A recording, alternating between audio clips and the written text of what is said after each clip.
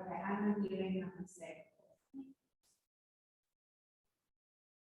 Good afternoon, and thank you so much for joining us. Before we get started, I just want to go over a few tech pieces for today's annual meeting.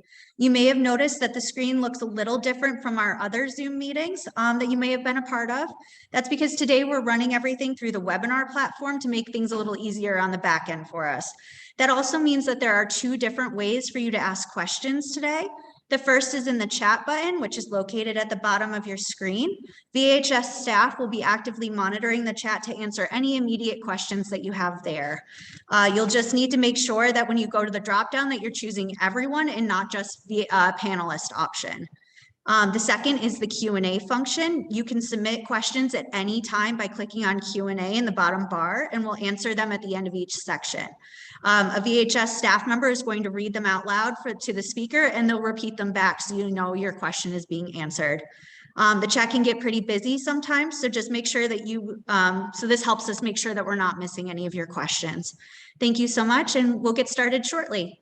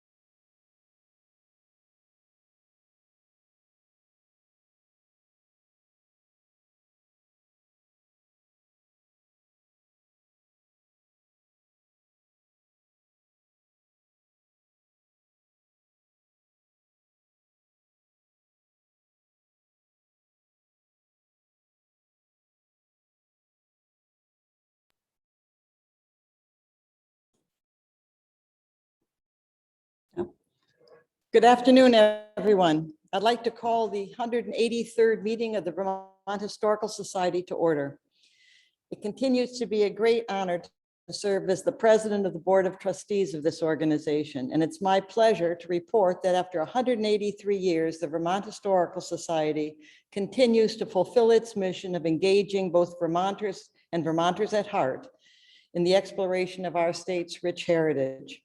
Under the leadership of our executive director, Steve Perkins, the VHS continues to be both active and dynamic as it endeavors to preserve the past, inform the present, and promote Vermont's shared legacy to the future. The ongoing pandemic has certainly made the last 12 months difficult for everyone, but I'm pleased to report that the Vermont Historical Society has thrived despite the many challenges COVID threw our way. In fact, some of those challenges enabled us to move ahead faster with our strategic plan than we might have done otherwise. Since in-person visitation was limited for much of the year, our online presence, witness today's meeting, increased dramatically. We offered new virtual classes, programs, and workshops. We arranged new exhibits for people who could come to our museums, but we also augmented those with online exhibits for the people who couldn't come in person. We learned that our staff might soon be eligible for Oscars because of their stellar performances in new videos highlighting items in our collection. It was a new way to feature things which can't always be on display.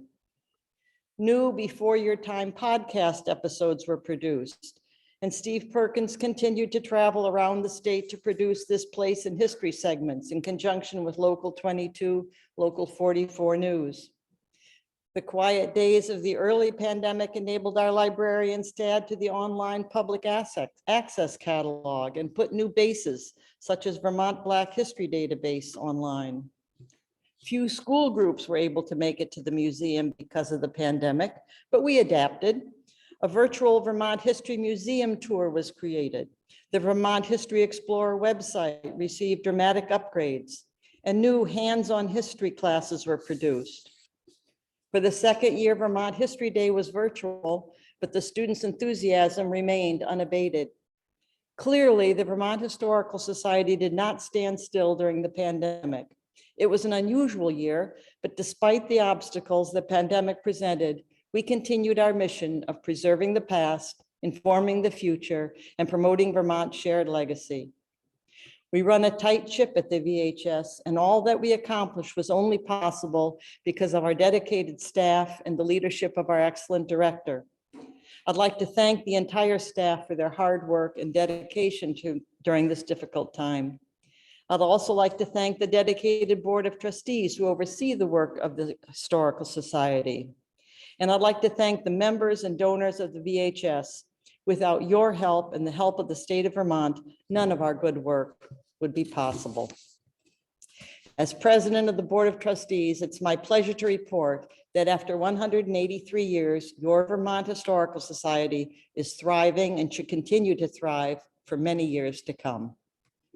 Next, I'd like to invite Dawn Schneiderman, the chair of the Finance Committee and the treasurer of the board, to the podium to present her report. Oh, I'm sorry. I'm a little bit off here.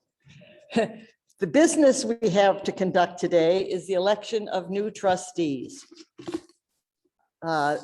This year, we bid farewell to two trustees, Roger Albee and Nick Ward, who have helped guide our way through the pandemic. And the candidates for new trustees you see on the screen before you.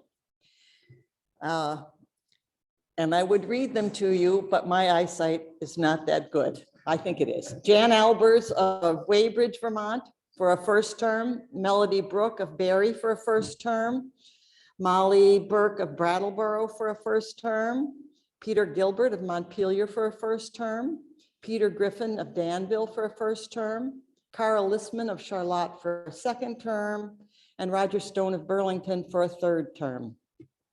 We are going to launch a poll on your screen. Select yes if you approve and no if you disagree with our slate of new trustees.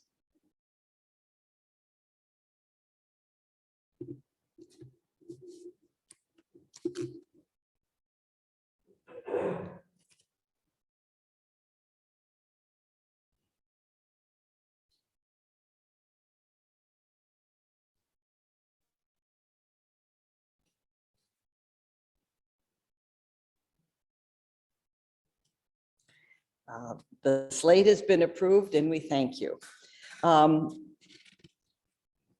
Thank you. Next, I'd like to invite Dawn Schneiderman, the treasurer of the board, to the podium to present her report.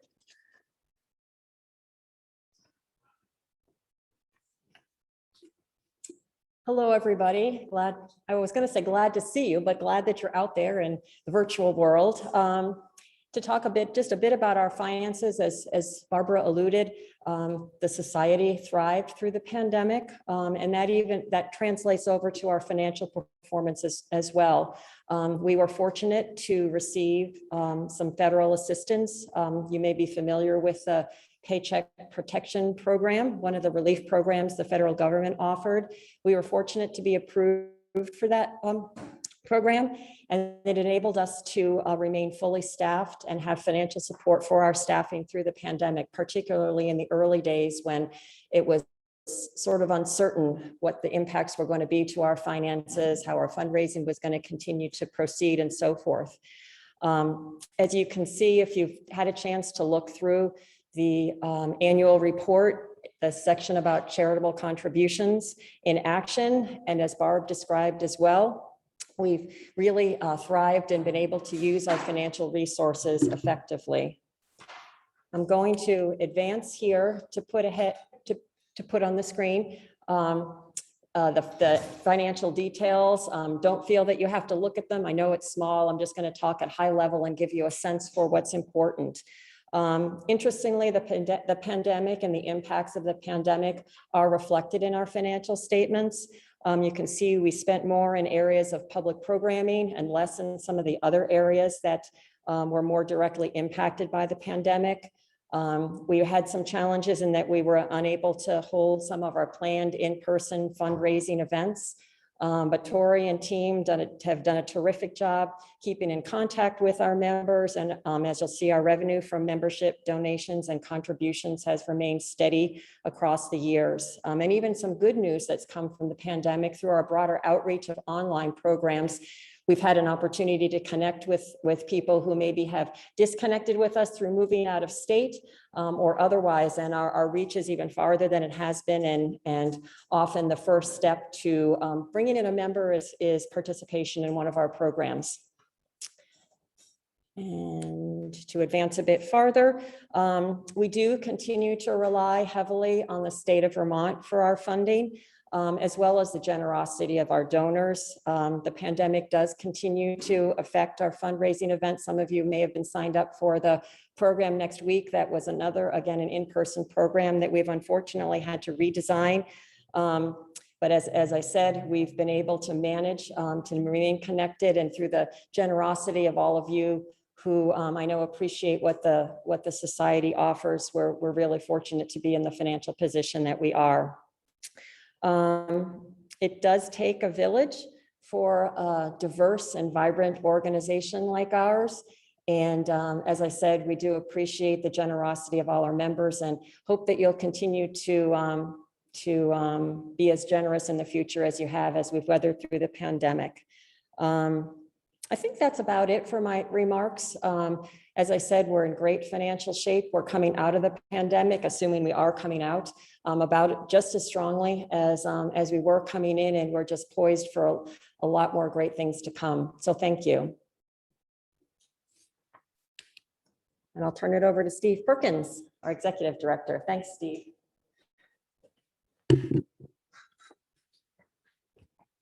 Thank you very much, Dawn, and thank you, Barbara, as well. I look at my notes here for the annual meeting, and my first bullet point is cover what Barbara did not cover. Barbara did a really nice job, a great overview of the activities in all of our strategic goal buckets, we could call them, throughout the past year. And I think if you really want to dive down into what those specific activities were, please take a look at the annual report that was sent out to you earlier this week. That is also available on our website under the About section. Also, please feel free to let us know if you see any mistakes in there. Some do slip through, we try our best and we can fix those. I have a few anecdotal pieces to share with you about some of our operations in the past year and kind of looking in 4 broad categories. The first is digital output. Like all the rest of you, we were stuck inside for much of the pandemic, certainly beyond just the fiscal year that we're looking at from the past fiscal year, but really the 4 or 5 months leading up to the start of that past fiscal year. We used that time to really, our collection staff and library staff looked at digital output. How do we provide access for folks who can't physically visit us, access to our collections and our library? This has been a goal of ours for the past 4 years, and it really allowed us to focus on it because what works in the pandemic also is going to work outside the pandemic. So I hope you've had a chance to explore our online museum catalog, which went live earlier this summer, and we're adding hundreds of objects to that a day. We estimate between 25 and 30,000 museum objects. I believe we have about 5,000 of them online right now. Digital Vermont is another initiative of ours, which brings library and archival material, as well as online exhibits to our offerings. And there are many pieces were added to that this year. Again, check that out, digitalvermont.org, or linked off of our website. We continue that cataloging. I can share with you some great news that we did receive a grant from the National Endowment for the Humanities to continue this cataloging and online production of digital resources. So for the remainder of this fiscal year through June, we have a great grant that'll be funding that work.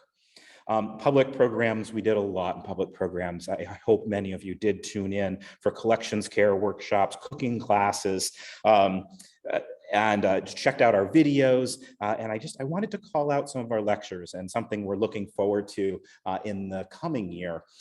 We found that what we used to call our traditional third Thursday lectures, we by necessity had to move those online. And we brought speakers from around the country to participate in that. And we saw the participation by you, our members and patrons and other visitors, just absolutely exploded, not just from Vermont, but people tuning in from around the country and in some cases around the world. Our program on the Buffalo Soldiers broke our system. So we figured almost 200 participants in that program. So in some of these programs, we're going to continue to offer a few of them online, especially in the depths of winter when maybe you don't want to jump in your car and drive from Newbury to Montpelier. Instead, you can stay home, sit next to your warm wood stove, and partake in a program with world-class scholars. For local support, we provided resources to local historical societies. You know, depending on the society, there's 191 of them in the state. How they weathered the pandemic varied widely. And so we provided as much support as we could, whether that was material support through help with supplies or instruction, directing people to materials, or just being that ear to listen and help talk problems through. So we continue to do that. And we look forward to more workshops, both via Zoom, via the internet, or in person, and site visits. I know Eileen has started up site visits again, and we look forward to doing that. Our educational offerings continue, and I did want to call out our History for Homeschoolers program. During the pandemic, almost all of our students were homeschoolers, and we provided 3 distinct tracks of history education for students. We continue to offer an in-person program here at the museum in a safe and distanced way that was very popular. We offered a live online program that was very well attended, in fact, had a long waiting list. And then we had a program where we just emailed the lesson plans and the content to students to use offline. So all of those very well subscribed and so much so that we could barely handle the amount of students. But very proud of our education staff for taking that on. And as Barbara said, managing History Day in a remote manner was quite difficult. We did pull it off, and we really look forward to being back in person for History Day this year. Please check out historyexplorer.org, which is our online curriculum program for 4th and 5th graders. And that has been redesigned, and we're adding new content to that daily. The last thing I wanted to talk about was this past year. We scrambled a bit at the beginning, trying to figure out how we operate within a quarantine situation. But as the year progressed, it was not only the pandemic. This was a year of social upheaval as well. The news was hard to watch, and history really became front and center into this national conversation. So for both the public and for us and institutions like us, it also was a year of introspection. The staff and the board gave some thought this year to, what are the values of the Vermont Historical Society? Values go beyond that functional aspiration of a strategic plan or the broad definition of a mission. And in some ways, we know what we do, we know what our values are, but the exercise of getting it down on paper and saying it was very important. So back in January, the board adopted a set of values for the Vermont Historical Society. And we use this to guide our actions, our research, and how we approach our strategic plan. So I just wanted to mention each of these values before we move on with the rest of our meeting. So the values are in integrity. The Vermont Historical Society is committed to honest communication, transparency, and managing resources in a trustworthy and accountable manner. We foster evidence-based practices in our research, scholarship, exhibits, education programs, and publications. Invitation. VHS is a community gathering space, resource, and catalyst for civic engagement that is rooted in understanding Vermont's history. We foster meaningful relationships with many individuals and partners who inform and direct our work. Equity and inclusion. Vermont Historical Society seeks to address historical exclusion by embracing an inclusive understanding of the Vermont experience. In partnership with multiple communities, we educate the public about inequities as we work to change our own institution. Cultural humility. Vermont Historical Society believes that history cannot be contained within a single story or point of view. We respect the validity of different perspectives and are committed to exploring and embracing multiple ways of knowing. Accessibility. Vermont Historical Society strives to provide access to everyone along the continuum of human ability and experience. With a variety of learning methods, technologies, and languages, we enable all people to experience the power of history. And learning. The Vermont Historical Society values questions, new ideas, and unexpected connections and discoveries that arise through inquiry. We welcome challenging conversations and the opportunity to learn from mistakes.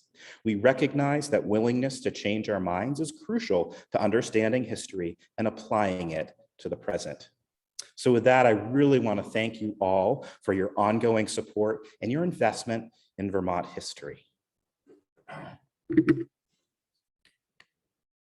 So it's my pleasure now to give the Richard O. Hathaway Award. It was really hard last year that we put the award on pause. We did not give the Hathaway Award last year, so it's great to be back before you today. And we had some fine applications. One bubbled to the top for our judges, and that is the Brattleboro Words Project. So the Brattleboro Words Project is a collaboration of the Brattleboro Historical Society, Brooks Memorial Library, Brattleboro Literary Festival, Right Action, and the former Marlborough College, which got its start with a 2017 National Endowment for the Humanities grant, focusing on telling the story of authors, publishers, and printers of the Brattleboro area.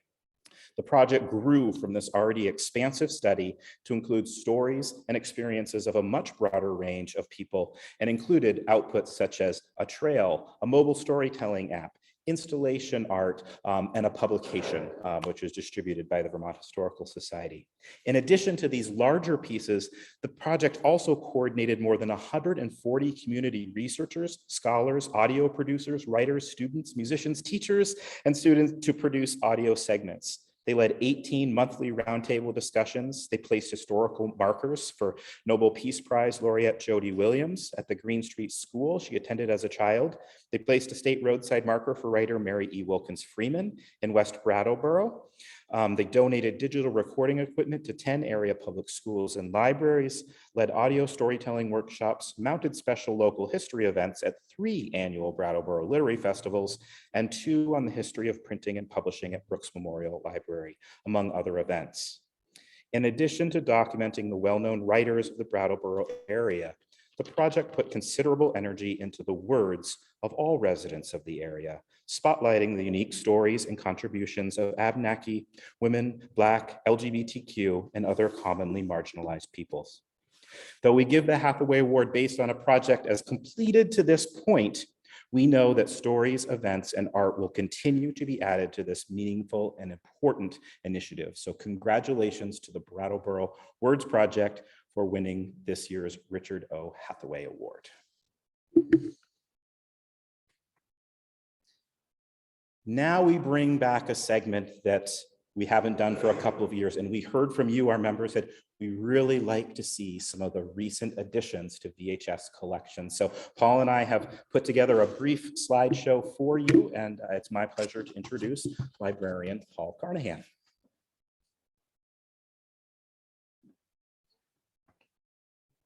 Thank you, Steve, and hello, everyone. It's a beautiful day here in Montpelier. I hope you're having beautiful weather where you are too. Fall is coming, and it's one of my favorite times of year. So the library receives many types of materials over the year: books, maps, posters, letters, diaries, sound recordings. But photos are the easiest new acquisitions to show in the PowerPoint format. So that's what I'm going to focus on today. You're looking at a photo of Old Home Day in the Joes Brook section of Barnet, 1909, before COVID limited close-knit gatherings like this. I like to examine photos closely and enlarge sections of them to see what's going on, so I thought I would share some of those with you. This one, if you zoom in on it, has 2 guys on a scaffold suspending from the roof. It looks to me like they're painting the side of the building, which is sort of a strange thing to be doing while everyone else is dressed up for this photograph and posing with their fellow town members. Excuse me.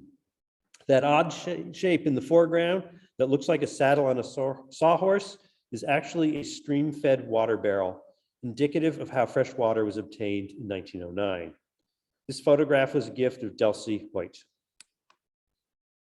This is Albert Webster, who was a postal carrier in West Glover. It's on a postcard that was sent by Albert and his wife, Lillian, to a relative, Bertha Farrington, encouraging her to come for a visit and wishing her a Merry Christmas.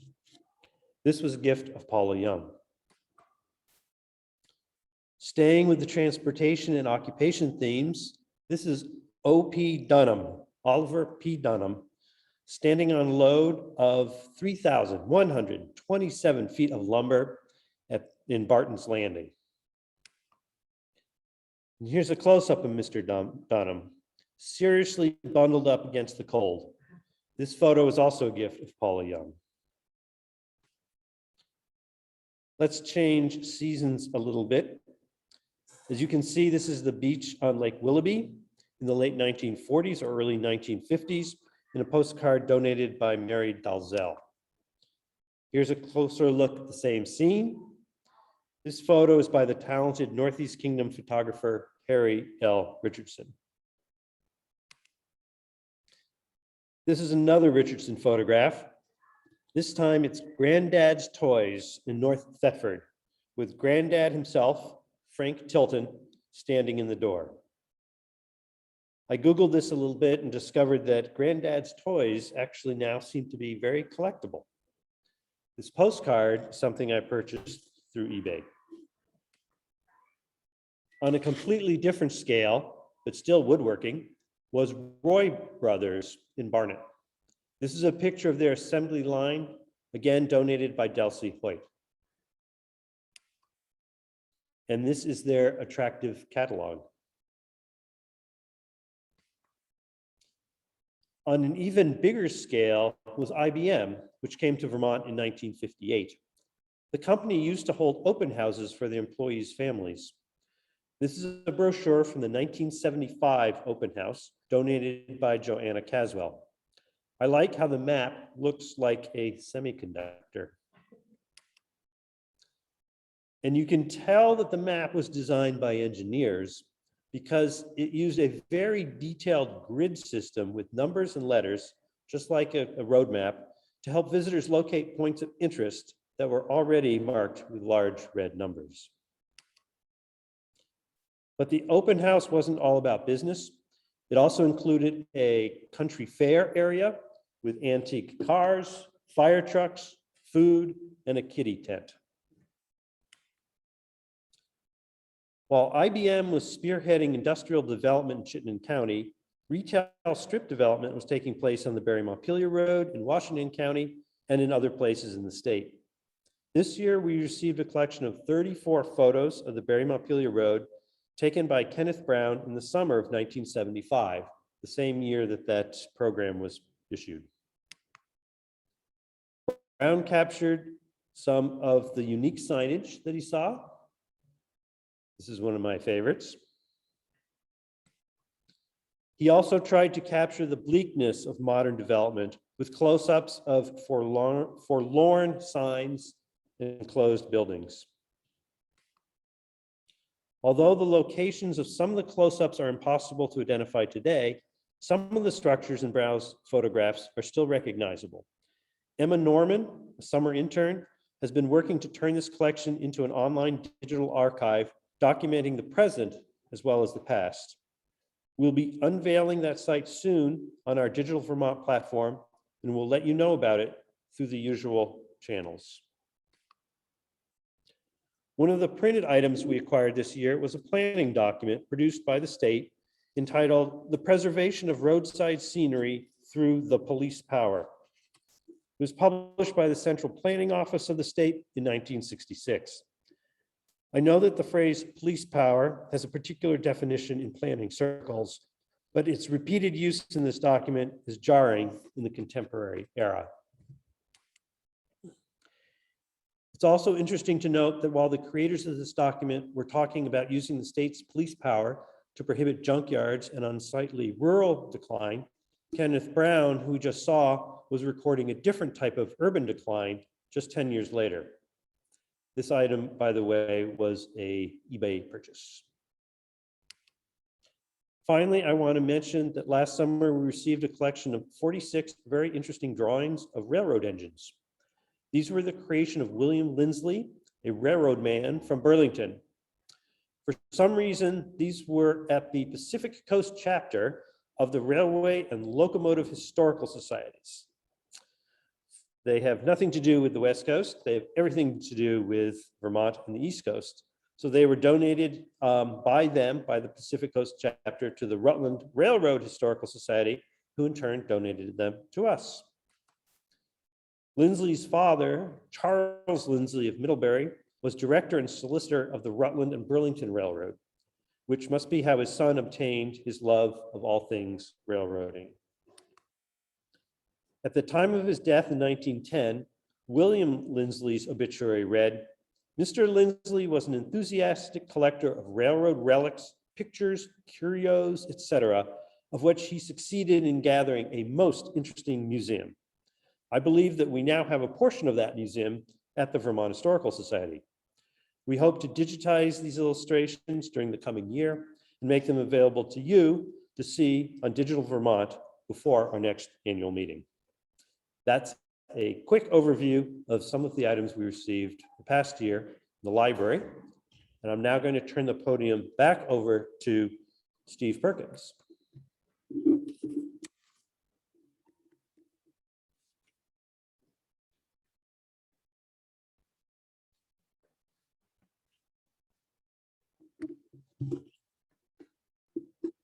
Thank you very much, Paul. As you know, we're just kind of scratching the surface of additions to the collection each year, and so it was a little difficult to choose what to include in the slideshow and what unfortunately was left on the cutting room floor, as they say.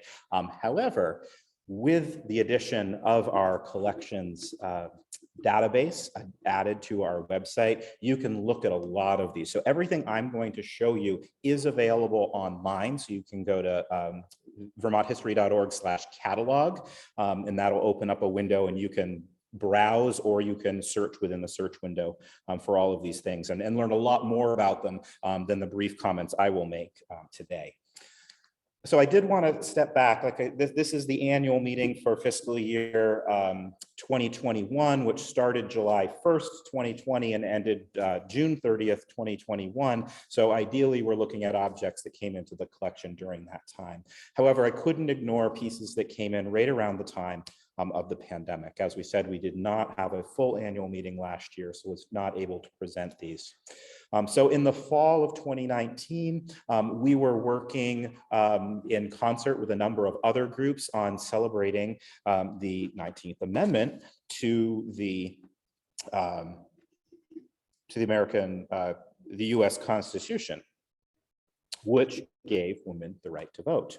And part of that would have included programs and exhibits. And of course, a lot of that got pushed off. But part of those conversations brought in Governor Madeleine Kunin. I think everybody on this call knows that Madeleine Kunin was the first woman elected governor of the state of Vermont, and to this point, the only female governor of the state of Vermont, elected in 1984, 1986, and 1988. Governor Kunin was very interested in this project and was also interested in placing her 3 inaugural gowns in a public collection.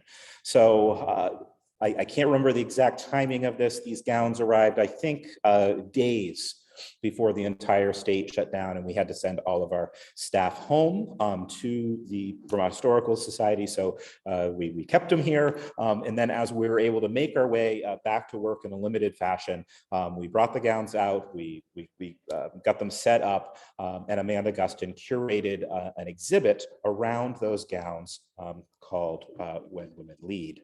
And I want to read a piece that Amanda wrote kind of addressing gowns, because there was a sort of, I won't say it was a controversy, but folks saying, why, if we're going to focus on a woman governor, do we focus on her fashion?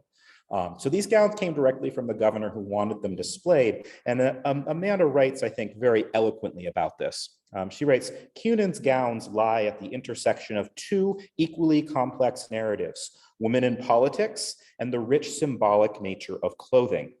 At that nexus, representation becomes even more fraught. Prominent women have always attracted attention for their clothing rather than their ideas, and have therefore had to understand and incorporate the language of clothing into their political decisions. Kunin is no exception.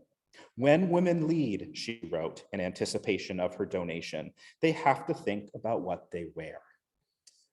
So you can check out that entire exhibit online on digitalvermont.org, as the physical exhibit has now come down. And the gowns that you see on your screen, left to right, in order of terms. So the gown worn in January of '85, January of '87, and the final term started in January of '89.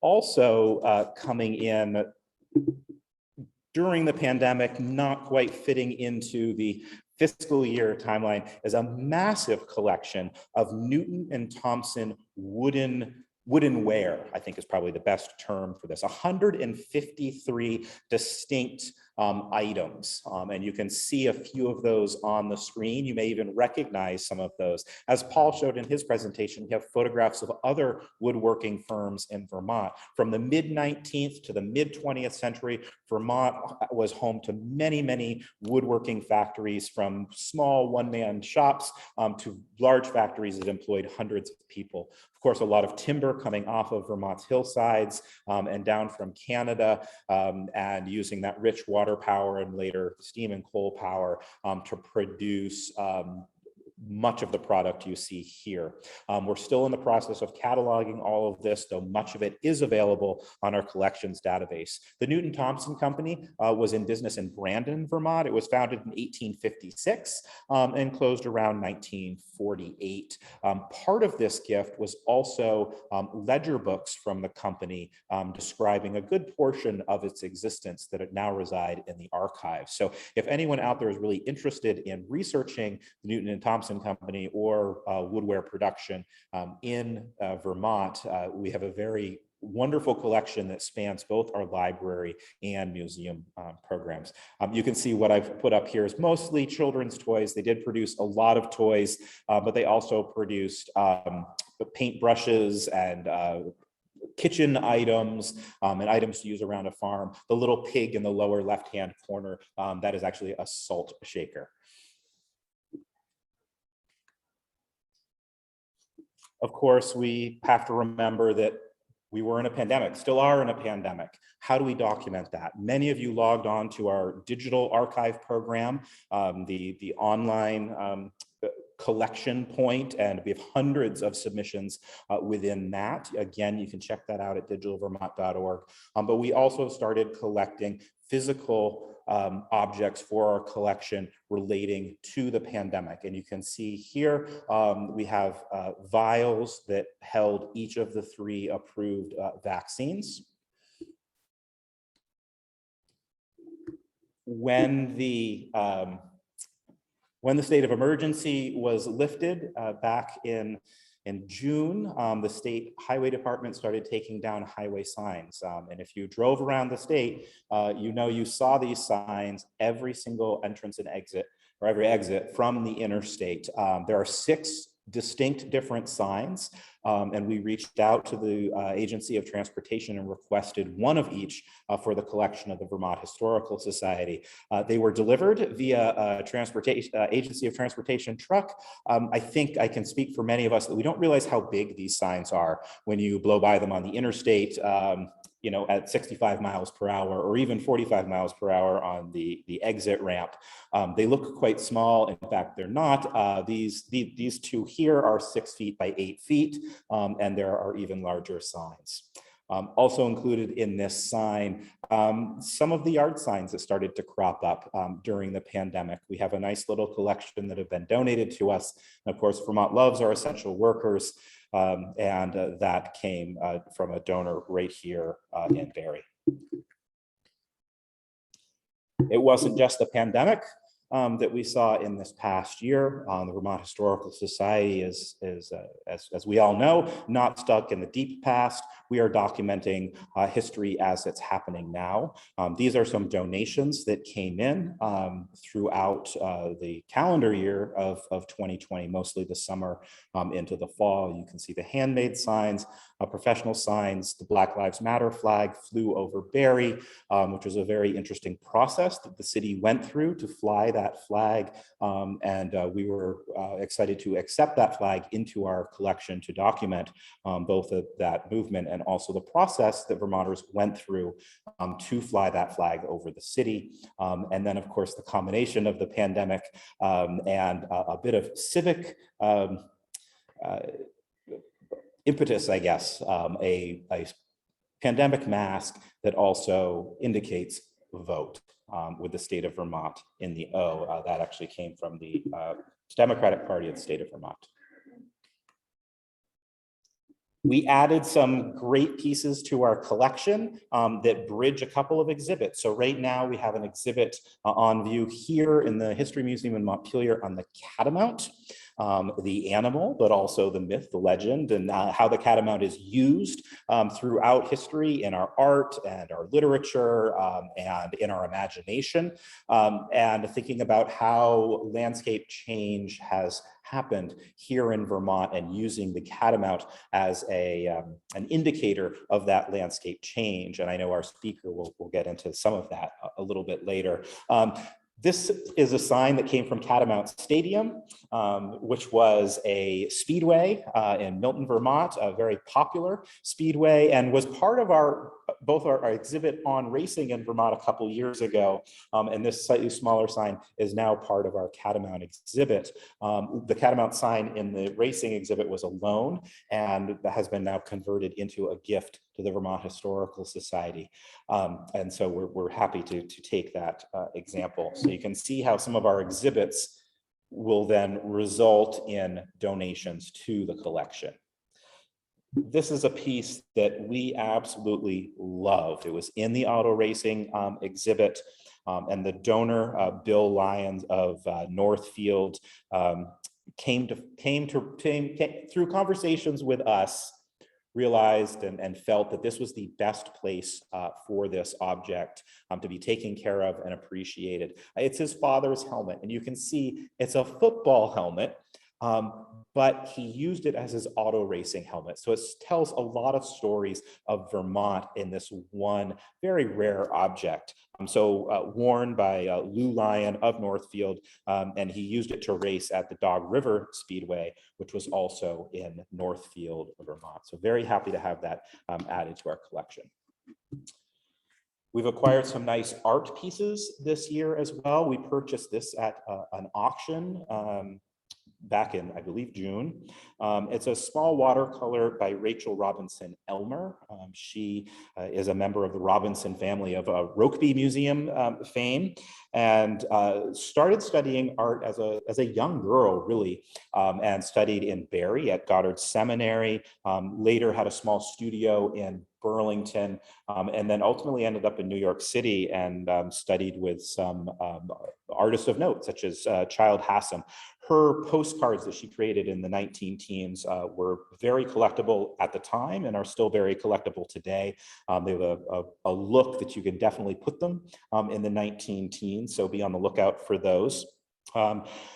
This particular view was probably done when she was younger, still living in Vermont and learning to paint, as a watercolor, and it's of Waterbury. You can almost feel that this is a study piece. The lines you can see the pencil lines on it with the watercolors over it. You can see the forced perspective very clearly in the lines of the painting, which is great to see how an artist is developing her style and her craft. It's also a great documentary piece because it is a painting of Waterbury as it appeared in the late 19th century. And there are certainly buildings within this painting that are still standing, and you can find this perspective today. In relation to our pandemic now and the pandemic we underwent in 1918, Rachel Robinson Elmer unfortunately died in the influenza pandemic at a young age.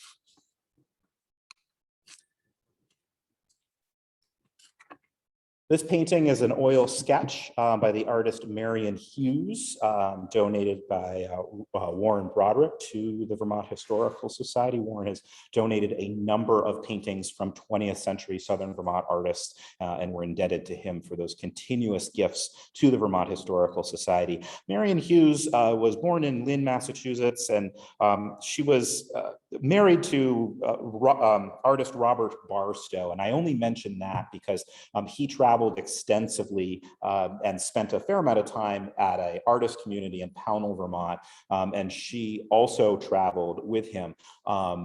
She is a wonderful painter in her own right, and I really enjoy her work. This is an oil sketch probably completed on plein air or outside in Pownell. It's of Pownell.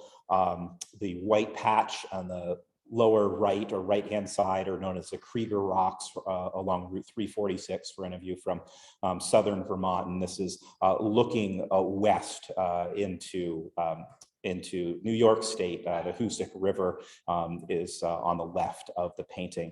This speaks to me because the first house I ever owned when we moved back to Vermont was in North Pownell, and if this wasn't an oil sketch, may very well have been depicted in this painting. So another fine addition to our art collection. The last piece that I have to show you today, it's actually two pieces. Let me get my notes so I don't screw it up here. All right, so as most of you can guess, that is a mandolin. It is a very fine mandolin, not made in Vermont, but used in Vermont. And this is where I think the strength of the Vermont Historical Society is at its greatest, is when we take objects and we take our archival materials and we take letters and diaries, we combine all of those to tell a very interesting story. So this mandolin was used in the Barre, Vermont Mandolin Guitar Club, and they regularly performed at the Barre Opera House. And you can see there's a picture here of the Guitar and Mandolin Club taken around the turn of the century. This mandolin is being held by its owner on the left-hand side of the photograph was Alva Eastman. And this family came through, a descendant of that family. So we have both the mandolin and the photograph. If you want to learn more about this object, in fact, if you want to learn about many of these objects, we have created collections videos. They're on our YouTube channel. They're linked off of the object catalog records on our website. And Teresa Green goes into depth about the manufacture of this mandolin, but also talks extensively about the Mandolin Guitar Club and how that fit into Vermont history. So thank you very much. As you see on the screen, your support of the Vermont Historical Society does ensure that we can continue to carry out our mission and reach a broad audience through our outstanding collections, statewide outreach, and dynamic programming. With that, I'm going to turn it over to Barbara Meter. Thanks, Steve. Thanks, Paul. Thanks, Dawn. This concludes the business part of our annual meeting, but stay tuned. We're not finished.